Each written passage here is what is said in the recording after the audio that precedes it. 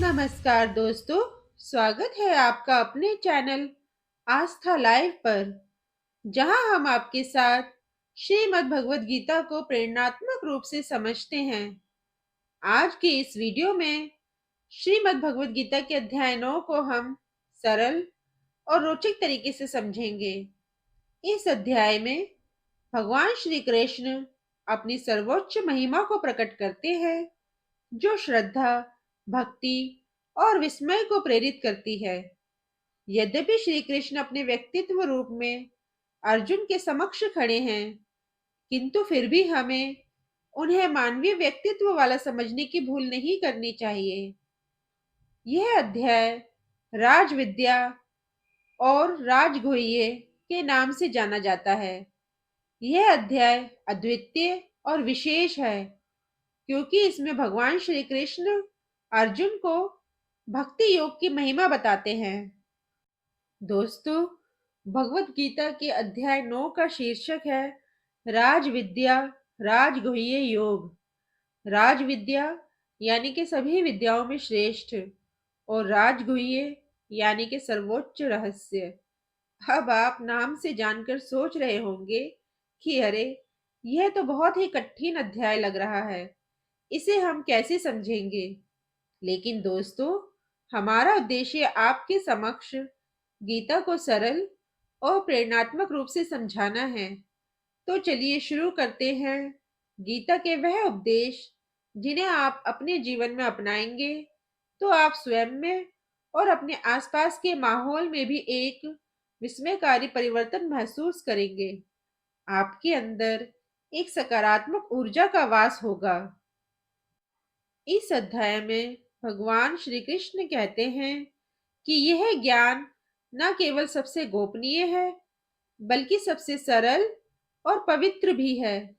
यह एक ऐसा मार्ग है जिससे साधारण व्यक्ति भी स्वयं को ईश्वर से जोड़ सकता है और परम आनंद को प्राप्त कर सकता है। आज के समय में जब हर कोई व्यस्तता, चिंता और असंतोष के बीच जी रहा है, इस अध्याय के श्लोक हमें सिखाते हैं कि ईश्वर पर हमें विश्वास और समर्पण का भाव रखना चाहिए। कर्तव्यों को निभाते हुए हमें सच्चे मार्ग पर चलना चाहिए। ईश्वर से जुड़ने का सबसे सरल मार्ग भक्ति ही है। अनन्याः चिन्तयन्तः माम ये जनाः पर्युपासते तेषां नित्याभियुक्तानां योगक्षेमं वहामि अहम्। अर्थात जो अन्य प्रेमी भक्तजन मुझको चिंतन करते हुए उस पूर्ण परमात्मा को निष्काम भाव से भजते हैं, उन नित्य निरंतर साधना करने वाले पुरुषों का योगक्षेम अर्थात साधना की रक्षा मैं करता हूँ। गीता ज्ञान दाता प्रभु श्री कृष्ण कह रहे हैं कि जो पूर्ण परमात्मा को प्राप्त होने के लिए ओम तत् सत्य के मंत्र में मेरे ओम नाम का चिंतन करते हुए उस परमात्मा की उपासना करता है, उसकी साधना की रक्षा मैं स्वयं करता हूँ। दोस्तों, आज के व्यस्त जीवन में जब हमें आर्थिक संकट, स्वास्थ्य समस्याएं या व्यक्तिगत तनाव घेरे रहते हैं, हमें अनन्य भक्ति के माध्यम से ईश्वर पर भरोसा रखना चाहिए। जो ईश्वर में श्रद्धा और विश्वास रखते हैं, उनका मार्ग हमेशा सरल हो जाता है। कठिनाइयों का समाधान स्वतः ही होने लगता है। पत्रम पुष्पम फलम तोयम यह मैं भक्तया प्रयच्छति तत् अहम भक्तयो प्रयतम अश्नामि प्रयतात्मनः। अर्थात जो व्यक्ति श्रद्धा और प्रेम से मुझे पत्र, पुष्प, फल या जल अर्पित करता है, मैं उसकी भक्ति को स्वीकार करता हूँ। यह श्लोक हमें सिखाता है कि ईश्वर को बड़ी भेंटों या महंगे उपहारों की आवश्यकता नहीं है, वह केवल प्रेम और समर्पण चाहते हैं।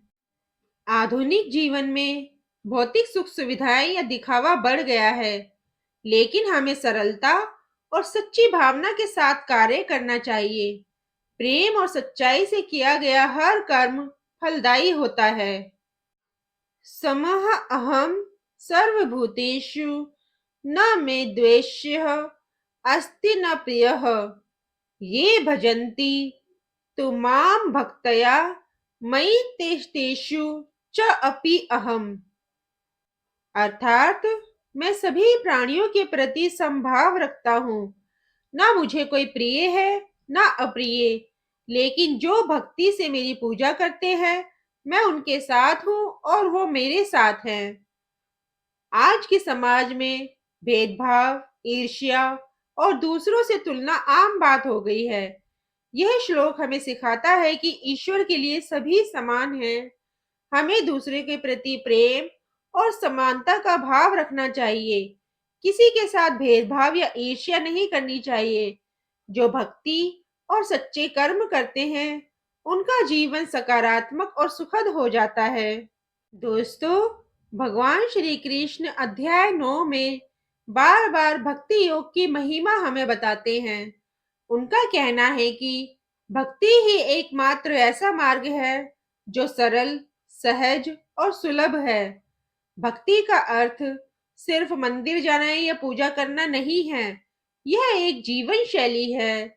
जैसे कि हर कार्य को ईश्वर को अर्पित समझकर करें, सच्चाई से अपना कार्य करते रहें। ईश्वर आपके भीतर ही है। आत्मविश्वास और कर्तव्य निष्ठा को अपनाएं, यानी कि स्वयं में विश्वास रखें। दूसरों से तुलना, ईर्ष्या और क्रोध को त्यागें, यानी कि खुद को नकारात्मकता से दूर रखें। कृतज्ञता और प्रेम से भरा जीवन जिए, यानी सकारात्मक जीवन को अपनाएं। दोस्तों, इसे हम एक छोटी सी कहानी के माध्यम से समझते हैं। एक छोटे गांव में एक किसान था। वह अत्यंत गरीब था, लेकिन उसके दिल में ईश्वर के प्रति अपार श्रद्धा थी। वह रोज सुबह उठकर भगवान को एक फूल अर्पित करता और कहता, हे प्रभु, मेरे पास आपको देने के लिए कुछ नहीं है, बस ये फूल है, कृपया इसे स्वीकार करें। समय के साथ वह किसान अपनी ईमानदारी और मेहनत से समृद्ध हो गया। लोग पूछते, तुम्हारी सफलता का राज क्या है? वह हमेशा कहता, मैंने अपने हर कार्य को भगवान को समर्पित किया। उन्होंने मेरी मेहनत को स्वीकार किया है। ये कहानी हमें बताती है कि श्रद्धा और प्रेम के साथ किया गया हर कर्म फलदायी होता है। दोस्तों, राज विद्या, राजगुह्य योग हमें यह सिखाता है कि ईश्वर हर जगह है और हमें कभी अकेला नहीं छोड़ते। भक्ति का मार्ग सरल और सर्वश्रेष्ठ है। हर कार्य को प्रेम और समर्पण के साथ करना चाहिए। भेदभाव और ईर्ष्या त्याग कर समभाव का जीवन अपनाना चाहिए। आज के जीवन में इस ज्ञान को अपनाकर हम मानसिक शांति, सुख और सफलता पा सकते हैं।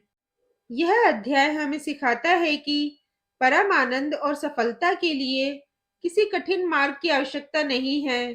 केवल श्रद्धा, सच्चे कर्म और ईश्वर में विश्वास ही पर्याप्त है। तो दोस्तों, आपको ये वीडियो कैसा लगा? कमेंट बॉक्स में हमें अपने विचार जरूर लिखें और साथ ही हमारे चैनल को लाइक, शेयर और सब्सक्राइब जरूर करें। हम आगे भी आपके लिए ऐसे ही गीता की शिक्षाप्रद उपदेश लाते रहेंगे। हमारे अगले वीडियो में हम गीता के 10वें अध्याय पर चर्चा करेंगे। तो चलिए दोस्तों, अपने अगले वीडियो में हम फिर मिलते हैं। तब तक के लिए जय श्री कृष्ण।